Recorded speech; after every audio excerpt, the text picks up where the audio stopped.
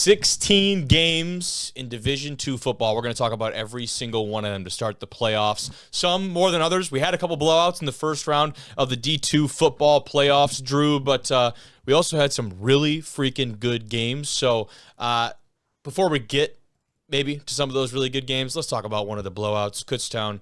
This Bears team, this is a conference in the PSAC that has been full of turmoil in 2025. This Kutztown team has been the one constant for this league. They have been dominant every stretch of the way. Shutout in round one, 52-0 over a Bentley team that admittedly did not have a ton of expectations. They got the automatic bid after that win over Assumption in the NE10 to make their way into the dance, dude. But 52-0 in the playoffs, I don't care who you are. That's insane. Yeah, not only 52-0, but 500 yards of total offense, Kobe. Yeah. They were scoring points. They were running the ball effectively, 200 on the ground, 300 through the air. You do feel bad for a Bentley team to where it's like, I'm sure there was so much confidence and so much like, yeah, we made it and we had to run into the wall. But this is more about the Kutztown team, to be honest with you, right? Like 52-0 in the playoffs, like 52 points is impressive. 0 in the playoffs is even more impressive, Correct. in my opinion.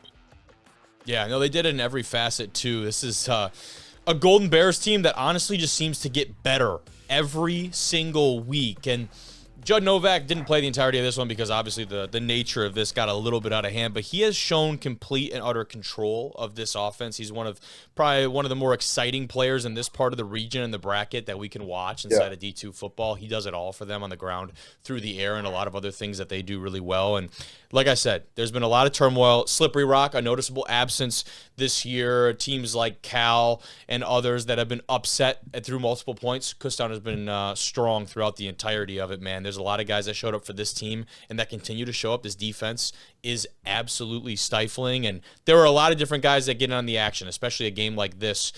For this Kutztown team, you go through the box score, there's a ridiculous number of people that made big-time performances, but Lee Coleman is one that you got to shout out. Big-time fumble recovery and interception, along with the PBU in the same game, so that's a big-time performance from him for this Kutztown defense, but there were a lot of them for that Kutztown team. Let's keep things going, though. The other side of the NE10, and a team that actually started their season with Kutztown, Drew, that's the Greyhounds from Assumption. They get over the hump, and what I mean by that is, of course, this NE10 team, I guess any NE10 team in general, the general consensus has been, much like UIndy, okay, you do very well inside of your conference. Can you perform well on the national stage? And Assumption, they got over that hump. Big-time playoff win over a PSAC foe in IUP, and they got it done, Drew, without their starting QB. They lost him versus Bentley in that NE10 championship game. So to do this with a backup quarterback in Dom Santiago, he steps up, gets the road win for the Hounds, dude. Not only that, but Dom Santiago also ran the ball very effectively. You look at 12 carries, 51 yards, 2 touchdowns. Very good as far as for a quarterback, right? Having that dual threat. We always talked about Kobe before the year, like, especially in today's college offenses, anytime you're able to have a dual threat quarterback, it just makes it so much harder to practice and prep for. Not only that, but this guy wasn't even have a lot of film on him, and it makes it even harder, right? So very good for him, like seizing the moment for the Assumption Greyhounds. And I totally agree with you. Like we talked about, like a lot of teams in this area, whether especially like IUP, like they're usually like a solid program, and then you have a team like an Assumption where it's like, all right, now it's time for a big test right here. What are you going to do? And not only did they perform, but you talk about a team that came back in the second half. You're down 10-20 at half, and you come down and go 13 points in a shutout in the second half. Awesome win for them. Big-time defensive performances for this Greyhound team, man. Esteban Ortiz, 4 PBUs on the day. That's a stat that, I mean, from that position, that does not get recorded a whole lot. 4 PBUs in one game is pretty ridiculous. Sometimes the best coverages are the ones where they don't throw it to. They were obviously trying him. They kept going back to it. It was not working. 4 PBUs is very impressive, and there should be nothing, like no other reason to throw that way if we're just like, hey, he's just going to break it up every time. So, yeah, the defense was a very big part of this. The turnover chain, we'll check out for this Assumption team. That is freaking incredible. Love that schools are still rocking that in the Big 2-5. We have kind of seen a a dip in the usage of turnover chains. We'll talk about Pitt State has like a throne, Drew, at the D2 level. Is probably one of the That's so cooler ones. cool. But That's so I still love that a turnover chain is still making an appearance in 2025 because I think that's a tradition that does not need to be lost to time. agreed. Agreed.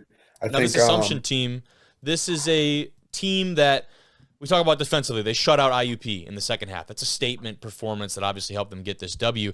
Their season started at Kutztown. Will it end at KU as well? Is now the big question for this Assumption team moving forward. It was 51-14 to start the year against the Bears. Obviously, I think for the greater majority of D2 football people, I'm expecting that to be a closer margin. I think Kutztown is still very heavily favored in that matchup, but I don't really know if we'll see a 51-14 type performance, especially if the defense is going to show up how they did here on Saturday. Kobe, Assumption's playing some of their best ball right now, right? Like, you know, if we were to take week one out of there for a lot of these teams that, sometimes week one, you're still trying to figure out exactly who you are. A lot of coaches will always say, Sure. when's the biggest growth for a program between week one and week two? So Assumption's got to be feeling like, all right, scratch everything we did that first week. We're going in fresh. And like, if you want to be in these type of games, then you're going to have to beat the Cuttstowns of the world, right? I'm not saying they're going to do that or anything like that, but I'm just saying from an assumption perspective, like you got to just throw that first game out and be like, we're playing with house money, right? Like, Yeah. let's just keep Yeah. going.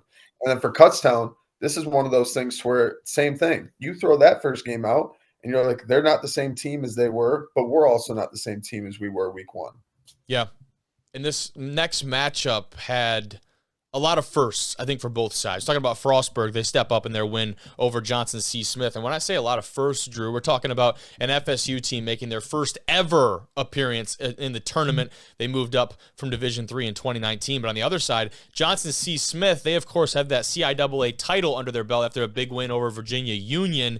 And that was their first conference title since 1969 with a school record 10 wins. This was kind of a Cinderella season of history and firsts for this Johnson C. Smith Golden Bull team.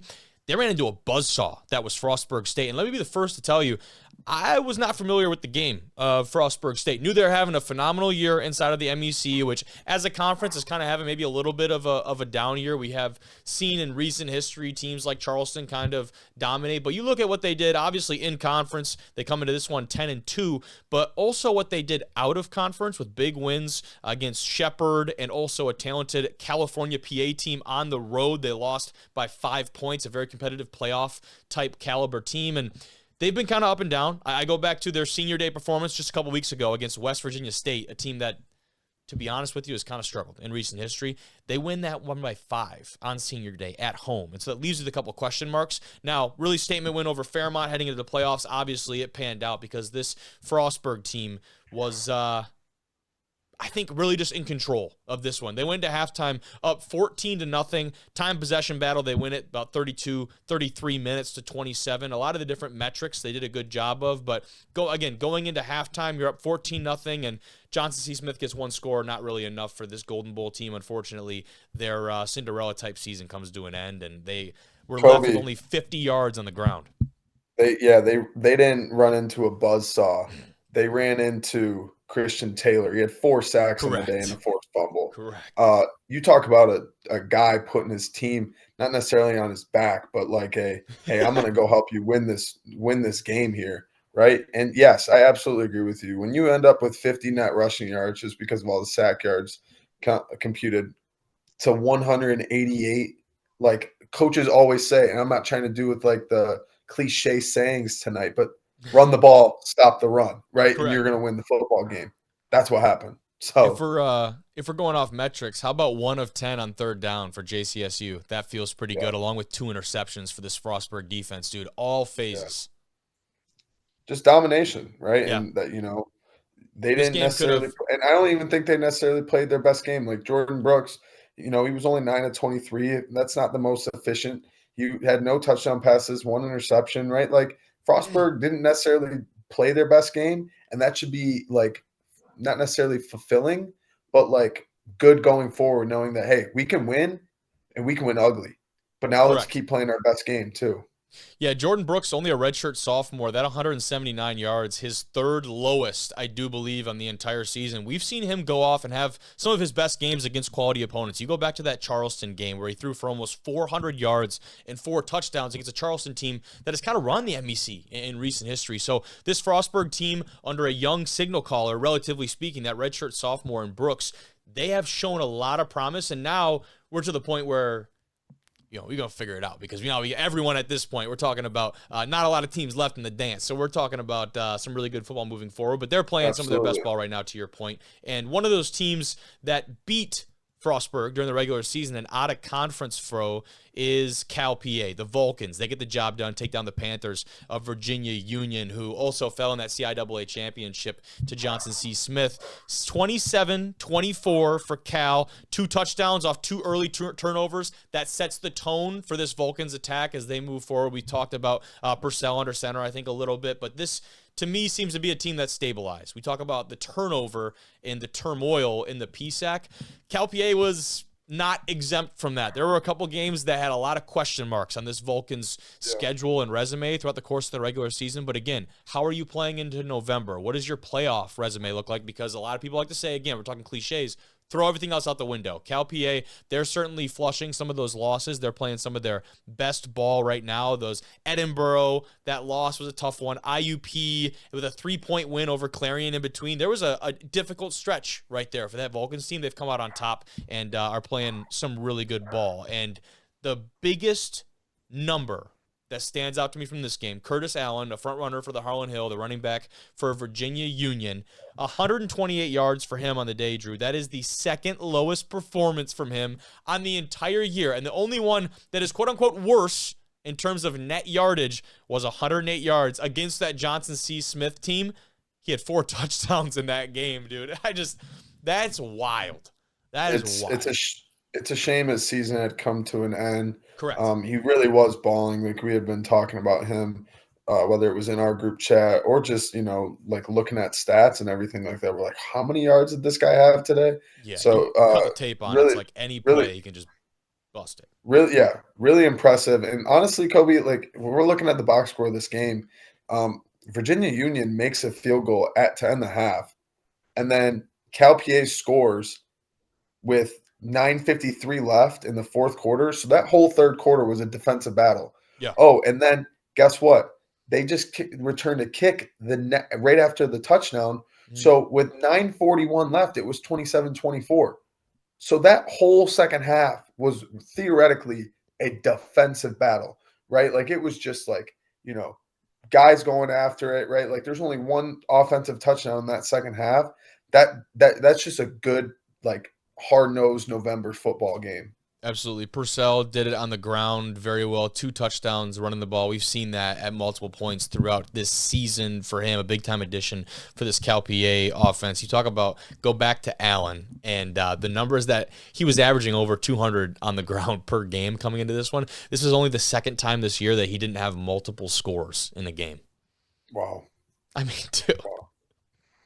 That is silly. And of course, to me, you got to give flowers to this Virginia Union team for a lot of different reasons, but I think the biggest of which, 4 consecutive trips to the tournament. That is something that amongst Division II and amongst college football in general is very, very difficult to do, especially for a team that before that streak really has struggled to make it to the dance. And so what this coaching staff has done down there, especially when you lose top players, a guy like Jada Byers out of the backfield, the predecessor who kind of paved the way for Curtis Allen, this incredible season that we've seen from him. You lose guys like Byers, other talent across the board, and you had a lot of people on the outside looking in that said, hey, the expectation a lot lower for this Panthers team in 2025. Well, those folks were sadly disappointed because this team came right back to the dance, 4th year in a row, and they've represented very well. I think they've been a very good ambassador for the CIAA and the national stage, whether it is a close loss like this or a couple playoff wins that we saw just a year ago in the national tournament. But for the Vulcans, 4-0 on the year against nationally ranked opponents, dude. Love that stat.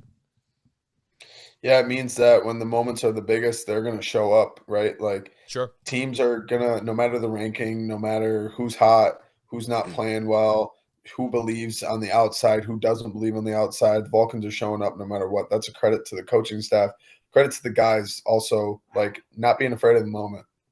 Talk about a game that was very back and forth. I'll tell you what, Valdosta State was probably my dark horse pick. Them and Mankato, of course, to really go and make some noise. Mankato very much still alive. Valdosta State very close to being in that same conversation. They draw the tall task of the 1 seed in the region, go on the road to Albany State. The Rams, they win this one 35-30 in a bit of a scoregami type matchup. But this one was incredibly back and forth for both these teams. And we've talked about it. This is a Valdosta team that was peaking at the right time. They really struggled early on in the year. The instability at the quarterback position and some other offensive skill, they figured it out when they got into Gulf South play. Rattle off wins against teams like West Alabama and Delta State and West Florida to close off the season. You're talking about playing your best football going into November football. And we saw that here from this Blazers team. They were leading by 3 heading into the final quarter, but ASU, they win the time possession battle 41 minutes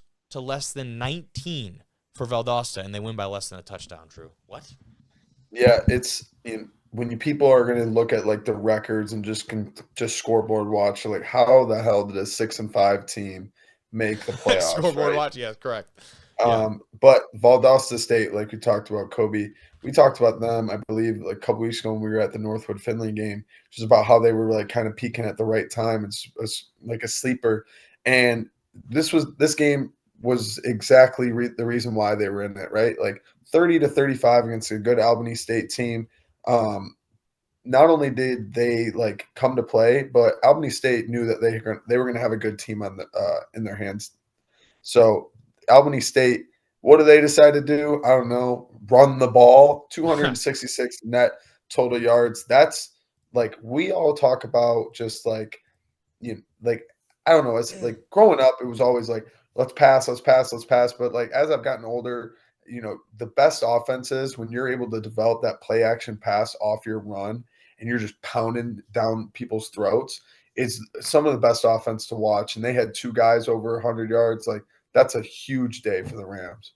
It definitely is. The Rams, they advanced in the playoffs for the first time in 14 years. Not necessarily unprecedented territory, but certainly one that they have not seen in quite some time, and quite a couple different coaches in that time span as well. Now, they draw, again, a very tall task. It'll be the 3rd time the Rams play the Tigers from Benedict, who came out with probably the most ridiculous win out of the weekend. Benedict, team of destiny style win. Yeah, dude. That's certainly what it feels like. They walk off the 25-24 win on the road at Wingate after being down 24-0. This team, 24 unanswered points, and they do this for a walk-off win. And I'll pull up the video now, courtesy of HBCU Game Day on X. Shout out to them for capturing this because I can't pull the broadcast footage from the ESPN stuff. But to set the scene here, Drew, I think that's maybe important before we pull and take the video here.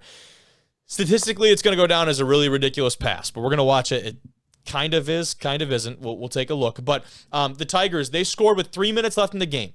They don't get the 2-point conversion. That would have actually made it a 3-point game, so we're talking a field goal to potentially tie this thing up and force OT. That's out of the question. Now you're down by 5. You got to score a touchdown. Wingate, they get the ball back, trying to grind out the clock. The defense for Benedict, that's the unsung hero in all of this. They got to stop the Bulldog attack and, of course, get the ball back in the hands of their offense. They do that. They get the ball back. Unfortunately, offense for Benedict, not really looking fantastic. 3 plays, don't get a whole lot, and now they're looking at a play. They're on like their own 19-yard line. They've got an entire football field ahead of them. This is the final play for sure. There's no tricking anyone. And this is how that play unfolds. As we see here, we've got a pitch out to the left and then a long lateral back to the right side of the field, taking it all the way down the sideline. Got one man to beat.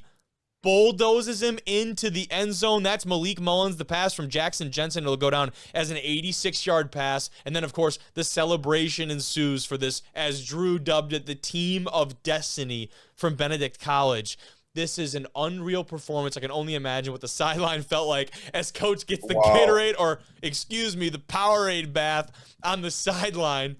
an incredible moment for this Benedict team. And, a lot of times they earned this game. You talk about the performance they had in the second half, coming back down from being scoreless and scoring all those points unanswered. The defense stepping up in very timely situations against a talented Wingate squad on the road, Drew. And for it to end in that fashion is, nothing short of ridiculous. We have like the Minneapolis Miracle and stuff. We might need a nickname for this one. No, that was more the Miami Miracle, if you remember when they did all the laterals. Yeah. Correct. No, that's way better comp. Yes. Yeah, we need a good nickname for this though. Not off the dome, but we can workshop it. Yeah, I don't even know. The Wingate Woes or something. That's not bad.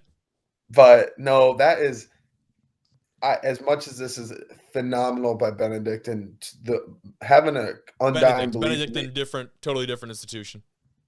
Oh, my bad. I said it wrong. You're good. The Tigers. Having an undying belief in the unknown right there, like just continuously going. But like, I do feel for the Wingate players. Like that's a tough way for some of them to end their career.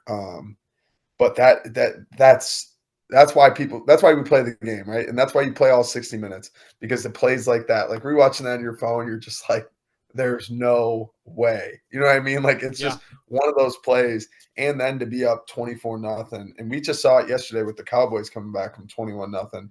Like the amount of everything that needs to go your way. Yeah. Good for the Tigers. They were able to, really respond. This is the first postseason victory for Benedict in their history. You talk about what a way to cement yourself as a phenomenal team and one of the most celebrated, maybe decorated now teams in the history of that program. And they got a chance to go do something really special this week. But let's continue on this game. The way that it happened, Drew, and the guys that were a part of that final play, that's where it gets really interesting. So Trey Simmons, he was last season's quarterback turned wide receiver. He's the one that caught the ball originally. And so Jensen, he's the backup quarterback this year. He's the one that, as they say here, engineered Benedict's second half comeback, which is very much, very correctly said. And that's exactly what he did. So he throws the pass to last year's quarterback, Trey. He's the one who pitches it all the way back to Malik Mullins on the total opposite side of the field. And then Mullins races down the sideline. He's got one man to beat about 10 yards in and just goes straight bull rush into this guy, knocks him over, a little move into the end zone. So that's kind of how it evolved. It's really sweet to hear about those guys and their involvement in terms of how they set that up. Love the fact that it was a former QB making that throw. Maybe a little bit of a design there. Kudos to that staff potentially for setting that up. Absolutely. You knew the kid could throw. You watched him last year. Yes. Like, absolutely. These two teams, Drew, went a combined 6 of 32 on third down the entire day. Yeah, it was ugly. Like it looks like an ugly game. Yeah, it got a little ugly at times. If you look at the film, like it didn't look like it was the best weather either. Like it seems like it was one of those games to where, like, all right, this one's we're gonna have to scratch and claw, and Wingate was scratching and clawing. But like we said, credit to the Tigers for not giving up. Like that's a statement win. That's a program defining. Oh, absolutely. If you can come back from 24-0 against a good playoff team, you can beat anybody when the score is 0-0. Yeah, why not? Why the hell not us, right? And that's we talk about winning the 2 minutes going into half and out of half. Wingate goes into the half. Believe it was 17-0 going into halftime, and then right after half, you got this game on, and you're like, okay, Benedict, you had a little break. Let's get things rolling in the right direction. No. Pick six. Yeah. Bulldogs take it the other way. They go up 24-0. That could have been nail in the coffin for this team. Absolutely. That is a momentum shifter. 1,000%. You throw a pick six to start the half. Correct. When you're already down multiple scores. Yeah. No, I completely agree. Yeah, that's a tough one. Now, their ensuing score, their first score of the game, actually came off of an interception that they had defensively that set up that scoring drive. So, again, very timely defense, especially in the second half. A lot of really exciting things if you're this Benedict squad. Now, I would argue the most exciting, of which is your opponent this week. They've got Albany State for the third time in 2025, Drew. And they're 0-2 against the Rams right now. The Rams, they beat them in the regular season. It was a pretty lopsided margin of victory. They also beat them in the SIAC championship game. Now, you get a crack at this Rams team one more time. You talk about a team that needs literally zero extra motivation heading into Saturday. The third time these two teams have met, and Benedict is yet to come out on top. An emotional roller coaster like this is a very easy way to keep the guys up heading into Thanksgiving weekend. I'm not saying they will, and like I think Albany State's a really good team. But you do this, we're talking legit team of destiny here. Yeah, no, but like they better not get complacent at any point in this game, because if there's one thing the Tigers have shown, like we talked about, like it could be 50-0, and it doesn't seem like they're going to go away, right? So, and having that, like, man, like we've seen it so many times in the NFL, we've seen it in college football, or in like the Division I level, we've seen it to where like even in other sports, when one team has your number for so long, and you just now are just rolling, you have that like, yeah, we can get them. You know what I mean? Yeah. Like we know where we've messed up, and now we can get them. Like, that's the type of like team and season that it just feels like that the Tigers are going to have to like roll with, like throw up the last two games. Coming off an emotional win like this, an emotional roller coaster, especially in the second half, that's where you sometimes fall into a trap game if your team's in the regular season. Maybe you've got an unsuspecting opponent coming up and you're riding this high off this game. That is very much not the case here. Like, this is, again, you need no extra get up for this. We're talking playoff football. There's no, yeah. I see no, when they got there, no hangover for this Benedict team, right? No, I'm sure when they got the brackets, they were not necessarily ducking or overlooking Wingate. But they were like, hey, we get past Wingate, and we get another shot at this. Takes care of business. We get another shot at it. You know what I mean? 100%. Absolutely.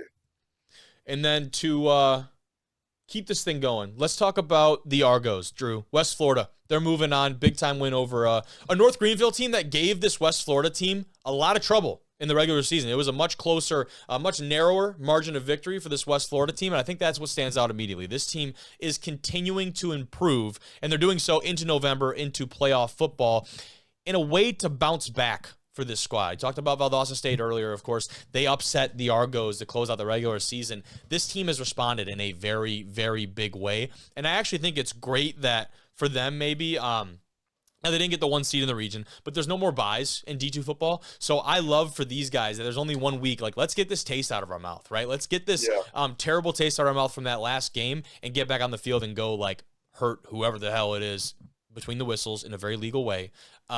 Let's go hurt someone on the other side of the ball, right? They don't have to wait 2 weeks for this. Love the fact they just get back out in the field and play. This is the first home playoff win for Coach Nobles as a head coach. Absolutely love that. Love what he's done with this program. We've had him on our program and our show. He's a great individual. And this defense, they held NGU to only 24 yards on the ground. Shout out Coach Mello and company. 5 sacks, 3 forced fumbles in every facet of the game. We could talk about Marcus Stokes and this high-flying offense ad nauseum, but the defense is what showed up and I think really impacted that margin of victory on Saturday. Yeah, I think that you hit a nail in the coffin right there. This we just talked about it a couple of games ago. Run the ball, stop the run, 265-24. I don't know what math that is right off the top of my head. I'm messing around. But like 241 yards different, you're going to win a football game. That's just the reality. Like, you're going to win the football game if you have 241 yards rushing more than the opponent. And I credit a guy like Jay Sharp. Jay Sharp, 13 yards on average per carry. Nuts. Like, moving like Jahmyr Gibbs out there. Yeah, okay. But Marcus Stokes, right? Cade's been all over him all year, and he came to play. And so I think you're right about West Florida. You have a sour taste in your mouth. You should have beat Valdosta, at least in their minds. They should have. Sure. How do we bounce back? Well, we just take care of business week 1 in the playoffs. And it definitely wasn't a wire-to-wire win either. No, it was not. We talk about, it seems like two fighters feeling each other out in the first half. Correct. The better team took over in the second half. That definitely seems to be the case. West Florida, their first 2 drives, the first of which actually started with a big-time kick return. And you're like, okay, this is how West Florida's going to start this game, an exclamation point. That gets called back. I believe it was a block in the back type penalty. That thing gets called back. There's 2 or 3 more penalties just on that series alone. It sputters out. They get the ball, next series. Okay, Stokes and company, let's get this thing go. Interception, first play. And you're like, whoa. Yeah. Is this how this is going to go? Is this how this is going to be? And obviously, they woke the hell up. They scored 43 on a talented North Greenville team, and they figured it the hell out. But early on, not very much the case. So West Florida very much able to go through some adversity now, can definitely consider themselves battle-tested, I think, if they weren't already going through what is still the small but very mighty conference of the Gulf South. But a lot of big things coming for this West Florida team, dude. And they, of course, will get Newberry, who took out, we talked about Kentucky State, and a lot of people have talked about Kentucky State recently. They're out of the dance now. I didn't know who Kentucky State was until, no, I'm kidding. Yeah. Newberry, though, they pick up the win over the Thoroughbreds, 45-24. The Wolves are going to round 2, and, of course, a lot of people are going to sit here and wonder, what would Delta State have done in this game? If we had that matchup, and if Delta State had the chance to play Kentucky State, and if Delta State had beat Kentucky State, and if they get the matchup with Newberry, notice there's a lot of ifs in that hypothetical right there. But there's going to be a lot of people in Gulf South territory that are wondering to themselves, man, what would the Statesmen have done, right? It would have been great for Kentucky State to come out here and silence all those naysayers and be like, hey, we're still a quality football team, and they very much are in their own right. I'm not taking that away from them, but that was unfortunately not the result for this Kentucky State team. They got routed by Newberry. 45 points scored by the Wolves. That's the most the program has ever scored in a postseason game in their history. Yeah, and it got close, right? It did towards the end of the third, beginning of the fourth. It was 31-24. Yeah. Kentucky State was trying to pull it back together, but the better team won. Newberry took care of business in the fourth quarter, right? Like that's a credit to the guys in their squad. There's a credit to their coaches, right? You're 10-1 on the year, 9-1 on the year, and you're just like, hey, like let's finish this game, right? Like we know we're supposed to be here. Let's finish this game. And you score 14, hold them to 0 in the fourth, and that's just what it ended up being. The fourth quarter, is where the game was won, in my opinion. But the turnover margin was also where the game was won, right? Like Kentucky State had 3 interceptions. That's very unfortunate. It's tough to win that way, right? To read Charpia, I think I'm saying that right, Charpia, he only had 1, right? So like 3-to-1 interception ratio right there. That, like, I made the joke, run the ball, stop the run. Well, turnover margin is also a huge cliche thing to win football games, and that's a huge part of it right here. Yeah, and 204 pass attempts without an interception. That streak was snapped for him. The defensive lineman from Kentucky State picked him off. It's an unfortunate one. But you talk about the Thoroughbreds. They scored the first 14 points of the second half thanks to that turnover and another. And that was a big-time turning point. They had a chance to come back out and get themselves into this game. You talked about the fourth quarter defense and how they held up for this Newberry team.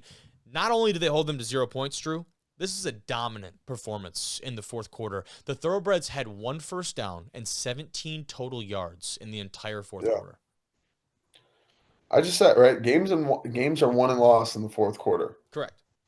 Won and lost. We watched one yesterday as Lions fans. Games are won and lost in the fourth quarter.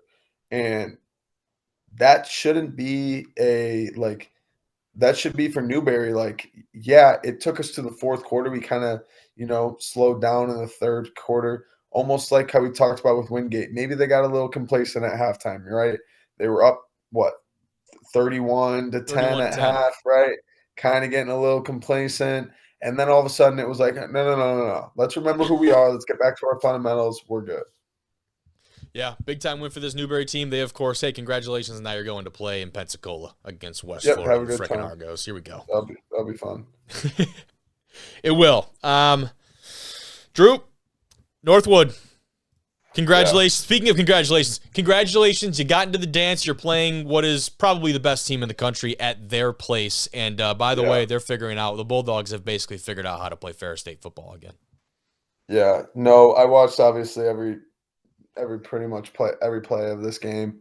Playing against Ferris a season ago, They have obviously last year an Ole Miss quarterback now this year, and it doesn't seem like they really lost a step at Yeah. all. And that's not saying Trinidad isn't great because he Even is, without Bauer too, right? I mean, but that's the crazy part. without Bauer, right? Like it just doesn't seem like they've lost a step. Number 10, we talked about him on the show. What's his name? I'm terrible Bryant. with numbers. I'm so much better with Is names. it Bryant, the receiver? I got you in just a sec. Tyreek Bryant, right? Is that his name? Oh, dude, the box score from Ferris is like no shot at Yeah. Ferris. Love our people at Ferris, but it's Tariq one Brett. of the. Tariq Brett. Oh not yes, Bryant. yeah, Tariq Brett. Brett. He's the one who He's had very the good. ridiculous day against Grand Valley. It was like three or four touchdowns against the Lakers. He is very good. Correct. Chase Carter. Yep. That kid can fly. Yes. Like, he can move. The guy. First off, I'm not making fun of the guy or whatever, but my mom pointed it out, and I did watch the game with my mom and dad as I obviously went to Northwood. The guy kept saying Bulldogs. It's Bulldogs. It was really making me annoyed, and obviously I was pulling for Northwood, but I was just like, "Get this guy off my screen!" Come on. But it was funny. But no, he did say he was like Chase Carter is also on the track team. I think I heard, and he looked like it. Like it was one of those like he could fly. And then Jalen Jones, he had a huge pick six to go up 27-7, and you could start to see the. Not necessarily the wind come out of the flag or whatever. Yeah, wind out of the sails. That's exactly what Wind I out of was the thinking. sail. Carter had touchdown runs of 40 and 53 yards on the day. Yeah. He stepped up Brady- big time for them. Brady Rose also. I mean, I remember Brady Rose in high school, and he was a really good player. Has still been a really good player. I mean, he'll quietly go and have a day on you too. He's not maybe the most explosive player on that Probably offense, the but he'll Danny Woodhead, Darren Sproles of D2 football. Correct. Right? Like you got a game plan for him. Utility, man. He gets it done in a lot of ways. I will say, Coben, it's funny because like people are obviously going to be like, oh, like, and obviously this one's more closer to home for me. Like, oh, Northwood clearly didn't deserve to be in there. But some teams that they were debating between, they beat Saginaw Valley and the other teams didn't. So, common opponent, right? Like, yeah, no, I definitely agree that this Timberwolf team deserved to be in the dance. Like they put together a resume that was very much worthy of getting a bid, and the only problem for them is they had to play the Bulldogs at Ferris State. They ran into the Bulldogs, apparently.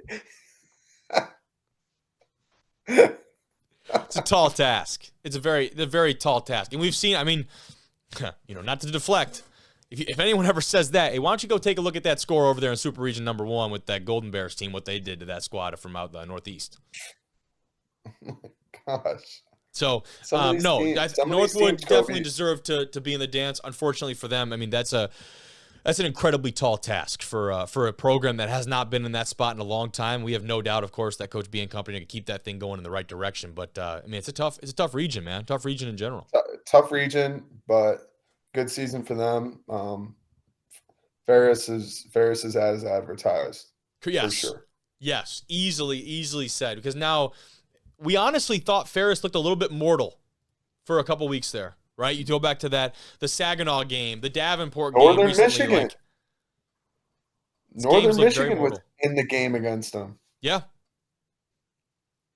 Yeah. They were sleepwalking through that first half, right, against Northern, and you're like, Ferris can't do this in the playoffs. Well, guess what? They knew that as well. They ain't doing that shit. They're rolling out true Ferris State football, and they're back to business. Yeah, they were like, yeah, dog, we were just messing around. They're very much back, but Duluth, their season came to an end. The Eagles, they stunned the Bulldogs 32-7. Ashland picks up a massive win, 1 for the Eagles, but also 2 for the GMAC. I think GMAC has flown under the radar a little bit this year. There was a lot of really good GMAC football. That schedule was very backloaded and back-heavy with teams like Findlay, Ashland, Northwood, Tiffin, all those teams facing off, it felt like, in the last couple weeks of the season. This is a big-time win for that conference. I don't think that's an overstatement of saying the GMAC showed out, at least in this matchup, to dominate a team like Duluth that was averaging 40 points a game. They're averaging 40 coming into this game. And Ashland comes in with one of the most prolific defensive efforts that we've seen, at least so far in the postseason. Walljasper goes down 5 times behind the line of scrimmage. He's tough to contain. He's very physical, obviously, when he gets that thing and goes. 22 carries for 45 net yardage for him. Wow. They've contained him as much as anyone, as well as anyone has this season. And they did a lot of other really good things on the ground. Shimmick and company on that defensive line, as well as 4 takeaways in total for that Eagles defense. That ties a season high for Ashland. But again, big win for Ashland. Even bigger win, I would argue, for the GMAC, dude, to show up on the national stage. I agree. And Kobe, they scored 32 unanswered. Correct. Like that's like this was one of those, like, Duluth goes down, scores, feeling good about themselves, and then an ass kicking. Like, this was not close. Like, 32 unanswered. The Ashland Eagles, I completely agree with you. The GMAC, you know, when Northwood transferred from the GLIAC to the GMAC, there at that time there was this notion of like, oh, the conference isn't even that good. Like, yeah. But like we found out pretty early. We were like, all right, these guys aren't like slouches. Like Tiffin is legit. Ashland's legit. Well, Finley's Ashland legit. won the GLIAC not incredibly too long ago, right? I mean, that's a former GLIAC team that was in contention every year. And also, I mean, you look at the GMAC in 2025, even compared to like 2022, 23, this feels like a very different conference. Leaps and bounds. I completely agree. I think this year the GMAC, I mean, Tiffin beat Finley to end their year. Play was nuts, right? Like that was a 4th team right there. And Hillsdale was obviously no easy out to anybody. They play everybody close, right? So like I think, but Ashland has been the cream of the crop in my opinion of the GMAC, and this was a huge win for them. Completely agree. Because last year, if I'm not mistaken, they lost to Charleston in round 1, or did they beat Charleston? It is time, Ashland University football fans. Oh boy, we got the Ashland radio call popping up here. Yeah. Either way, like there was only 1 team in the GMAC last year. There was 3 this year. Huge win for them, especially because obviously Northwood lost, and then we'll get to it, but Finley had a tough one as well. They did. That makes it even more important. They beat Charleston in the first round of the playoffs last year by 2, ended up falling in the second round to Cal PA by 1 point in Pennsylvania. Right. So, definitely another good run. I mean, but this one, they got serious potential to keep this thing going. Now, you want to talk about getting hot at the right time. Let's talk about running back for Ashland, Chris Maloney. He's got 519 yards, Drew, just in the month of November. That is 3 or maybe even 4 games, 100-plus yards per game for a guy that has not done that the entire course of the season. They started to figure something out offensively for this Ashland team. Maloney has been running all over opponents, and especially against the Bulldogs team and that front core group from that defensive front that has been very physical. I've seen them in person this year. That's a very, very impressive feat for this Ashland team. And like you said, statement win for the GMAC, which in this next matchup did not fare so well. Finley, talk about an ass kicking here. 37-14. And to be honest with you, Finley, what really failed them was the special teams department. Some very costly plays, in special teams that set up the Mavs for either a short field or getting the ball back in possession. And that was very uncharacteristic of what is usually a very fundamentally sound Oilers squad that, again, we saw in person, saw them play that game against Northwood. And we knew the offense for Finley still had question marks. I think that was a given, that they weren't maybe going to be able to keep up with certain teams. But allowing 37 points to a Mavs team that maybe we have just not seen control the pace of play like that, that is a tough pill to swallow. NSIC Twitter has been go ahead. I genuinely, like, I texted you, and it was 31-7, and I genuinely was like, wow. Like, I was shocked seeing that Finley defense in person, 30 points on the Finley defense. You're just like, no way. You know what I mean? Just like, that it would have been – if it would have been like – and this is no shot to Minnesota State. But, like, if you were like, oh, they played Ferris. Okay, I get it. You know what I mean? Like, oh, they played West Florida. But, like, this was a team that was the 2 seed in the region, as in Finley. Like, you're expected to win this game. Yeah. So hosting too, right? I mean, that's a big part of it. Yeah.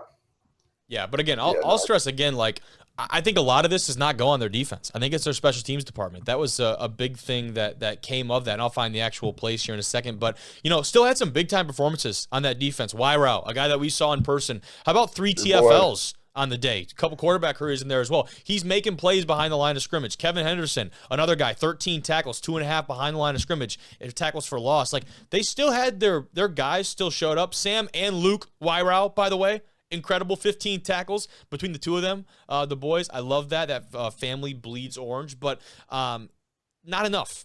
This Minnesota State team just had too much for them to handle. And again, not necessarily any individual outstanding performances from this Mankato offense. Now, Mitch Thompson, he had a good day, 20 of 27, 233 through the air and a touchdown. But Sam Backer, who usually kind of gets a good chunk of the carries for this team, only 6 carries on the day. Carter Henderson had a lot, 72 yards on 14 touches and a tud. Mitch runs one in, the quarterback. He ran one in for a score. But not necessarily a ton of explosive type plays. It really was, I think, the special teams that ended up really screwing over this Findlay squad, unfortunately. Yeah, no, for sure, right? Like, you get in these games later in the year, the margin of making mistakes on all 3 phases becomes slim and slim and slim. So completely agree. Yeah, it was bad. I know someone had commented at us on social media talking about this too, in terms of like the special teams cost them, it says here, like 17 points. I mean, that's kind of the swing, right? In terms of you give up that kind of short field, you give up points in that department. In that, honestly, you look at a box score that just goes in the defense, not necessarily telling the whole story for this one. For Findlay. Well, Kobe, we get into the next game. Like, we talked about this team when we were at the Findlay Northwood game as potential contender. They were trying to figure them out. UIndy showed out, man. Hell yeah. Sukup and company are they are doing a lot of things right. And I know Shorsler and I talk later in the show because UIndy beat Marion, which is an NAI team that shares Indianapolis. They're very close rivals. They brought back that rivalry this year. They beat Marion at the beginning of the year. And Marion still is a top 5 team in all of NAI football. And so a lot of people are sitting there scratching their heads. They're like, what does that mean? Like, NAI people are sitting there thinking, is this UIndy team legit? And a couple people asked me, like, what does this mean for Marion? I'm like, I don't know. This UIndy team has run that conference inside of the GLVC, but when it came to the national stage, they've just come up short, whether it was against Pitt State or Grand Valley, powerhouse-type teams at the D2 level. Saginaw, right? They've had their number. They've come up short when it comes to Division II and some of the top caliber opponents. Not the case so far this year. And again, still a lot to be determined because your first-round draw was Truman State, who, all respect to the Bulldogs, I could give you a couple teams that would have given a better fight to this Greyhounds offense. They had an explosion offensively, 57-14 win over Truman. That's what you're supposed to do against a team like that. You go out and dominate against a GLVC foe, and now they got a big test coming up here against Mankato. But I go back to that whole Marion deal. Now we're talking about this Marion team. That was the only loss they had. They're going really, going very strong in the NAIA. All of a sudden, people are looking back at that loss like, okay, yeah, that tracks. Like, this UIndy team was legit. That was not a fluke loss for Marion. Like, they actually played a hell of a good football team at the Division II level, and it's fun to see how those things shake out over the course of the regular season. But again, Sukup is going to be in contention for any kind of Player of the Year award. He has done it throughout every course of the season, and there are others on this UIndy team that have certainly stepped up for the occasion. But again, Sukup, 17 of 22, 339, 3 touchdowns. His top target on the day was Caleb Carver, 4 grabs. One of them was a touchdown. He had a 59-yard reception. Like, they take some big, long shots. He had completions of 59, 31, 39, 25, 21, 18. They're not dinking and dunking you down the field, dude. They're getting vertical on you, and they're making you pay for it bad. Yeah, and when your leading rusher only had 61 yards and you're going to throw him for 339, that's where it's going to be questionable, right? Like, we all talk about, like, usually running the ball on defense travels, right? So for UIndy, it's going to be like, all right, I know you put up 57 points, but this next game, like, can you be more balanced? You're playing a team that was built for playoff football. I mean, you gotta say it. Like, that's, and not to say this UIndy team isn't. They can still go and change a lot of the narrative. I think that's the best part about it. They still have everything in front of them. But right now, you look at a team like Mankato that has been a perennial mainstay. They've definitely got some real estate in the playoffs the last, like, even couple of decades we're going back to. UIndy has made it. They have just not been able to advance the way a team like Mankato has. It's time for them to rewrite history. Time for the Greyhounds to rewrite history. We're not making game picks, but I'm just saying it's time for this team in this locker room to go change the narrative. You had some good defensive performances. Alvin Contreras, Jarrell Franklin Jr., they both have interceptions for this UIndy team. And it's not to say that Truman had a dude that was balling out on the other side of the ball. Thomas Spalding, 8 tackles, 3 TFLs, 2 of them were sacks. He had a big-time day against this UIndy team. Big reason why Truman maybe had a little bit of a hope at a couple points of the game. But again, just too little, too late. Not enough going on for this Bulldog team. Great logo, though. Great logo. A lot of Bulldog talk today on the show. I know. Jeez. A lot of Bulldog talk. Let's slip over and talk about a little bit of a larger creature, larger mammal, larger win, dare I say. Harding, maybe not by margin of scoring, but against a really top caliber opponent. They dominate Northwest Missouri State. This is one that I had the chance to watch. We had Kobe, the center for Harding, come on the show tonight and talk with me about this one. So we don't have to get too in-depth since we talked with him about it, but I'll tell you this, Drew. This Harding team, they've got swagger, they've got moxie, they're about as physical as hell, and they play together. They love playing football with each other, and they dominated this Northwest team. Northwest defense, I'll tell you what, they had no answers for this offense. They had absolutely no answer, except for one man, which you might bring up here. Is that what you're saying? When you run the ball for 284 yards, you're like, yeah, we're going to win the game. No. Except when the other team runs for 429. Correct. Oh, my God. Are you ready for a stat line, by the way? Go ahead. This might be the most Herculean effort of 2025. Shane Fredrickson from Northwest Missouri State, 31 tackles for the Bearcats and a forced fumble. Forced fumble. Yeah. 31 tackles. I repeat, 13 of those solo. That's game of the year, in my opinion, defensively. That might be game of the century. 31 tackles against a Harding offensive front that is as physical as they come in all of college football and Division II football specifically. And again, running and trying to defend the flex bone. Talk about playing assignment sound football. This guy was all over the field. The PA announcer probably got sick of saying his name. Tackle by Fredrickson again on the stop. Well, it is funny. We did just bring up. We were like, and not we, but like myself. Let's see if they can become more 50-50 as in UIndy. Hardin's like, man, F what you're saying, bro. We're running the ball every play. Two pass attempts for 48 yards does not matter when you run the ball for 429 total yards. Yes. That's ridiculous. They got guys like everybody is like, even like Brady Barnett, 1 carry for 28 yards. Like they're explosive in their running attack. Yeah. And you go back to Shane. I'm going to stay on this performance because that was freaking ridiculous. Not only he had 31 tackles, do you think, well, wow, let's look at the rest of this guy's season, see what he's been carving up against opposing offenses. 31 tackles against Harding. On the road at Harding is the first time that Fredrickson has had a double-digit tackle game all season. So he got the VC right before the game, and he was just like spending it. Like he went nuts. He was ready to go. VC? Yeah, it's a 2K reference. I got it. I just he spent his V-Bucks. Unreal. I mean, you got to highlight that individual performance. No, all jokes aside, yeah, that's phenomenal. Like I think my career high was like 14 or 15. He over doubled it. And I thought I was playing well, and this guy doubled it. Yeah.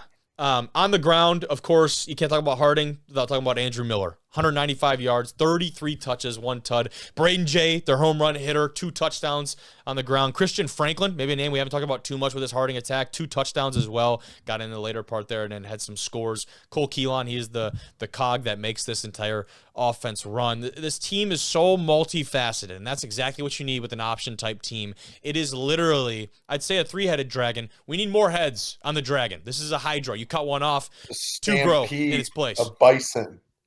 You said what? Right? They're the bison. Yeah, bisons, plural. Yeah, it's the stampede of bisons. Just they're all running at you in the wild. And it's like one of those, like, it would be like a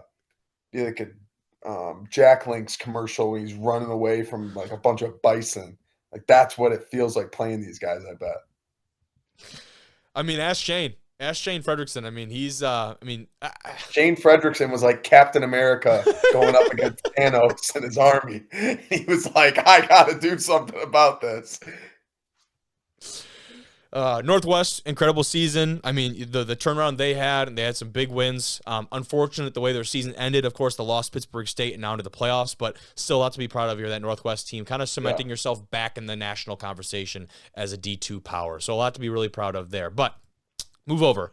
That team that beat Northwest just very recently, Pittsburgh State, the Gorillas, they survive a tight one in the jungle, Drew. This is one that I told you, the Chadron State team, put them on upset watch in the jungle. They almost pulled it off. Chadron coming off some big-time wins inside of our MAC play. Did not start in great fashion for the Eagles.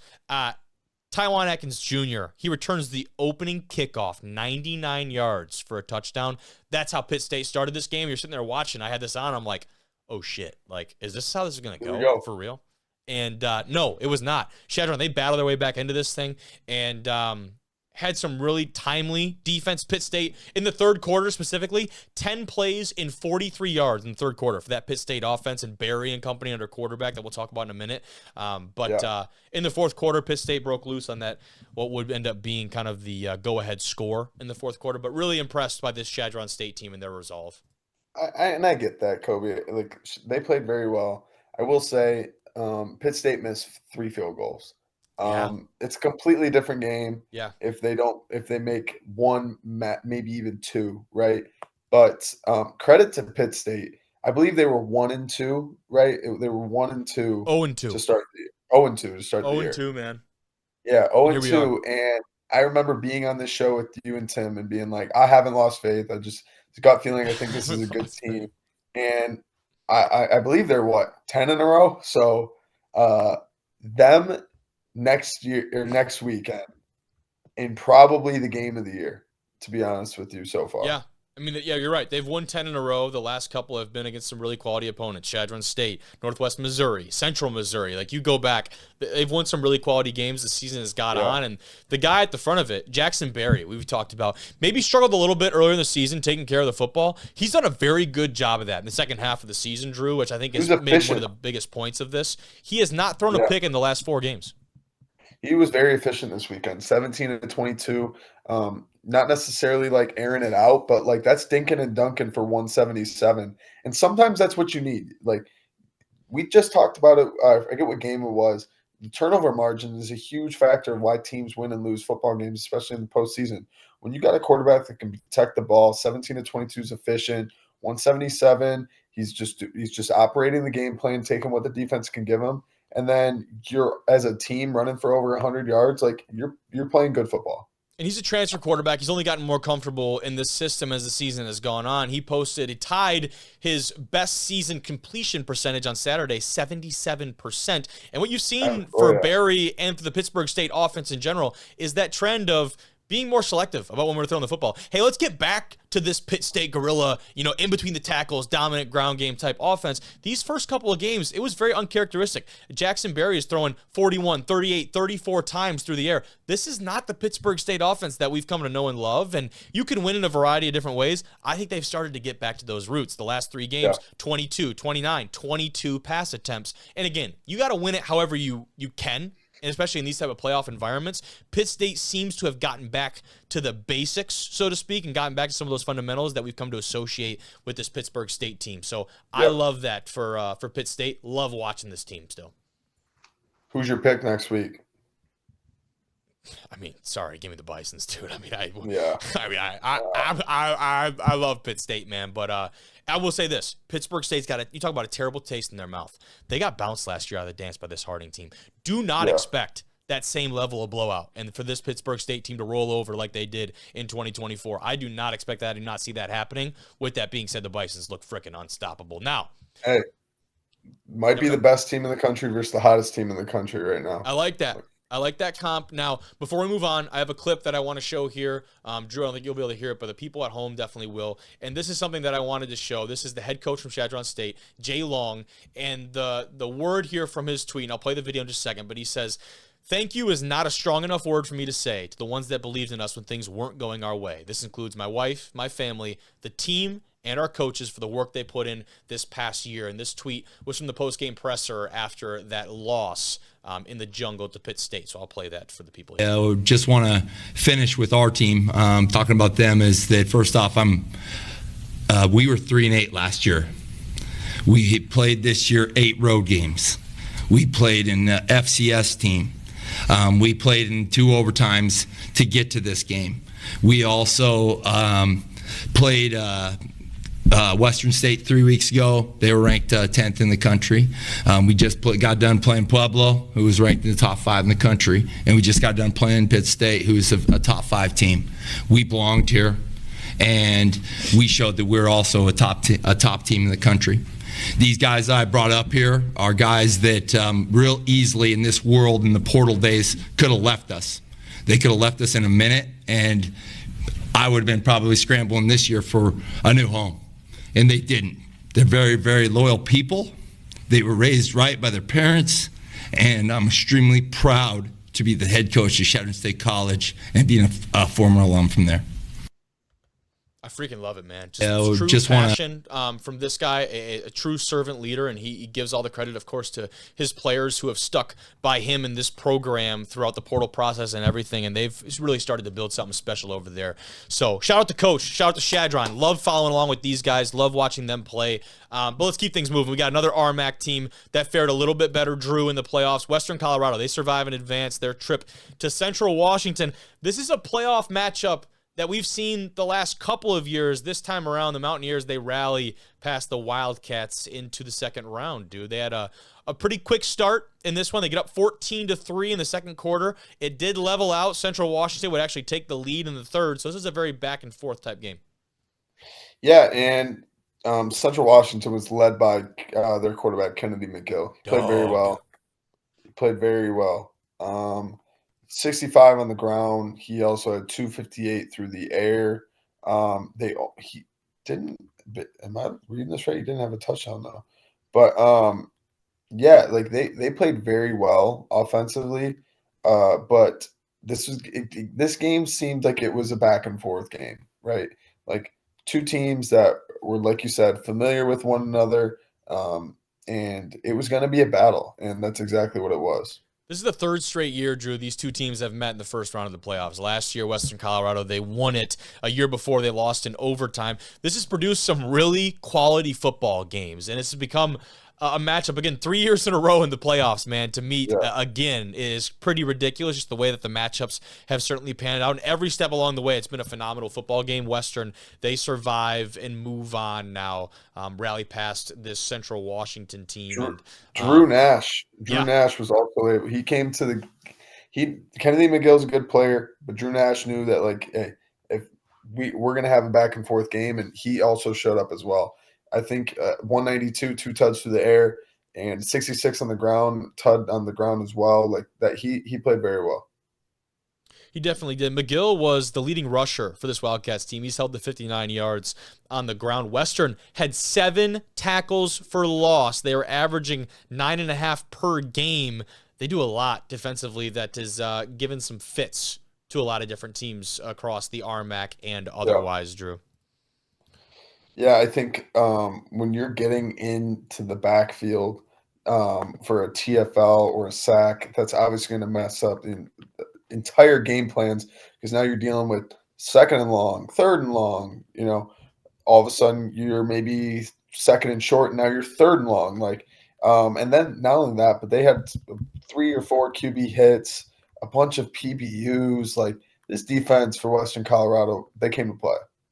We just eclipsed an hour of talking D2 football. Freaking love it. We got the best one, potentially the best one for last year. I will say I got to watch this game, was floored by the Falcons. UTPB, their dominant upset. That sounds like an oxymoron or kind of hyperbole in a way. It is. I mean, 37-24 doesn't feel dominant, but if you watch this game, I'd say this is a dominant win for UTPB. The way they jumped out to a 17-0 lead going into the second quarter. Going into halftime, it was 23-3. CSU Pueblo, they bounced back in the second half, more specifically kind of in the fourth quarter, the pair of scores that made this thing a little bit more interesting. But to me, talk about a statement win for this UT Permian Basin team going on the road in the Thunder Bowl, a lot of different adversity. Cannon Gibson, He was notably not on our Player of the Year watch list. Might need to be added, Drew. 24-34, 343, 3 touchdowns for him. He had a freaking game. He's been a big-time signal caller for them all year, but he showed up when he needed to. Had 3 through the air, 2 touchdowns on the ground. I mean, have a freaking day.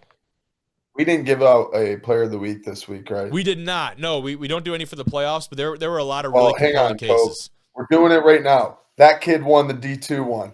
He balled for UTPB. Like, he had such a good game. Like, we already talked about Shane on the defensive side. Let's give him the other one.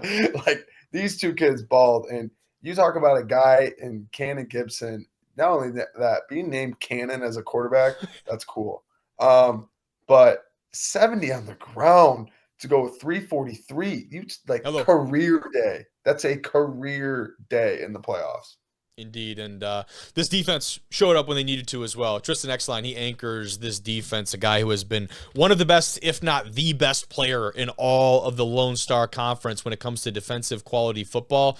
This is a team that continues under Coach Scola to trend in the right direction, man. They do a lot of things right down there at UTPB, and excited to continue to watch the trajectory of this one, the first playoff win in program history for this UTPB team. Seems like we have a lot of those. I love that. I love the fact that we got some teams in the dance here that are making noise.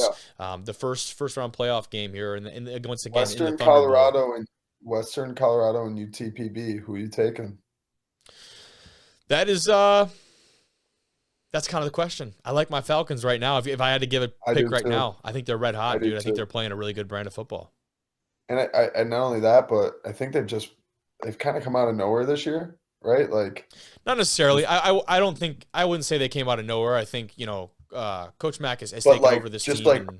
Just like the success as far as like they're experiencing new success, right? Like, in terms of the playoffs, yeah. I mean, you look at last year, 7-5. And lost a double overtime game and a bowl game, did not make the playoffs. But then you go back to 2023, they were 10-2, and they lost in the first round of the playoffs. So this is they've obviously made it further than before, but definitely not an unprecedented level of success. And okay, I wouldn't necessarily say out of nowhere, but 7-5 to 10-2, huge jump. Yeah, right? Like, made the jump back. Right? It's one thing to be a flash in the pan, I would say. Right? Yeah, you go 10-2 once, make the dance. Hey, that's great. You kind of have a little bit of a recession the next year, bounce right back. We're back in this thing, and actually, matter of fact, we're better than we were before. That's